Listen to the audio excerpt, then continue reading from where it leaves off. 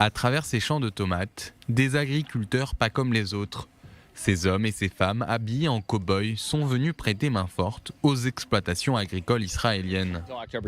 Avant la guerre, notre travail consistait simplement à donner un coup de main aux exploitations agricoles. Après les atrocités du 7 octobre, nous sommes passés à un niveau supérieur, car les travailleurs étrangers sont partis et beaucoup d'employés ont été appelés à l'armée, laissant les fermes quasiment vides.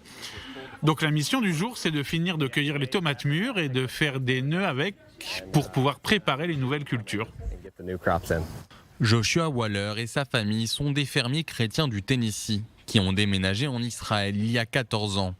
Ils ont bâti un projet appelé Ayovel, ou Servir Israël en français. Je me souviens, dans notre ferme du Tennessee, il y avait un drapeau d'Israël et une menorah dans notre salon, au-dessus du piano. On a été élevé avec des valeurs chrétiennes sionistes et nous avons toujours su que si Israël avait un jour besoin d'aide, nous serions les premiers à venir. Nous récoltons jusqu'à 400 tonnes de raisins par an, tous faits à la main. Cette année, avant la guerre, nous avons planté 20 000 vignes et arbres. Après le 7 octobre, Joshua et sa famille ont fait venir des dizaines de bénévoles de tous les États-Unis pour s'occuper des récoltes et continuer à faire prospérer l'agriculture israélienne. Celles-ci sont parfaites, vous pouvez les cueillir et les manger comme ça, leur couleur est magnifique.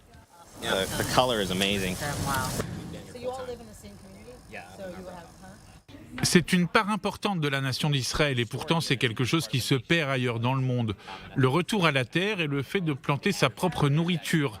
C'est comme ça que le monde continue de fonctionner. Nous ne pouvons pas vivre sans agriculteurs. Surtout ici, en Israël, même s'il y a un énorme conflit et des gens qui se battent pour leur vie à Gaza. Il faut continuer à faire tourner les fermes pour qu'il n'y ait pas de famine pendant la guerre. On se sent privilégié et chanceux d'être ici pour aider les agriculteurs. Je ne peux pas aller à Gaza et me battre, alors je viens aider ici, dans les fermes. Ces personnes sont fières de s'identifier en tant que chrétiennes cionistes, car leur action est guidée par leur foi en Dieu. Right now, there's a movement around the world of people who are saying, Zionists are evil and Zionists are. En ce moment, on entend de plus en plus dans le monde que les sionistes incarnent le mal, que les sionistes sont des colons. Tout ça est absurde. Le sionisme est basé sur un concept biblique et sur le fait que le peuple juif est à sa place en terre d'Israël. On a fait imprimer ces t-shirts, nous n'avons pas peur d'être appelés des sionistes. Je n'ai pas honte de ce mot, cela me rend fier. Somebody calls me a Zionist, that makes me proud. Dieu ne change pas d'avis lorsqu'il fait une promesse. Lorsqu'il a choisi le peuple juif, il n'y avait pas matière à discuter. On se dit que c'est formidable, qu'il a fait un choix et qu'on va le soutenir. On n'argumente pas avec Dieu. Et le fait d'être ici et de faire partie de ce peuple élu, c'est un immense honneur. Joshua et sa famille animent également un podcast populaire intitulé The Israel Guys, ou en français, Les gars d'Israël. Depuis le 7 octobre, ils ont réussi à récolter des millions de dollars dans le cadre de l'opération Itaï, afin d'aider les premiers intervenants à rester en sécurité. Notre deuxième mission consiste à faire venir du matériel. On a déjà fait venir une première partie des équipements par avion et nous attendons maintenant le reste. On est environ à 2,5 millions de dollars maintenant.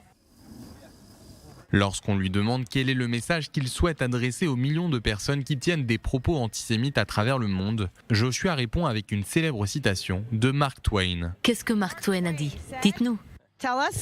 Un mensonge peut faire le tour de la terre le temps que la vérité mette ses chaussures. That's the truth. And TikTok. Haven't laced the boots yet. Right, yeah, he's just trying to get the boots on, right? So unfortunately. C'est la réalité. Malheureusement, c'est ce qu'on voit avec les réseaux comme TikTok, Instagram, Twitter et tout ça. Les mensonges peuvent se répandre encore plus rapidement maintenant. C'est ça le problème avec la nouvelle génération. Elle a accès aux mauvaises informations trop vite avant d'avoir eu la chance de comprendre les bonnes.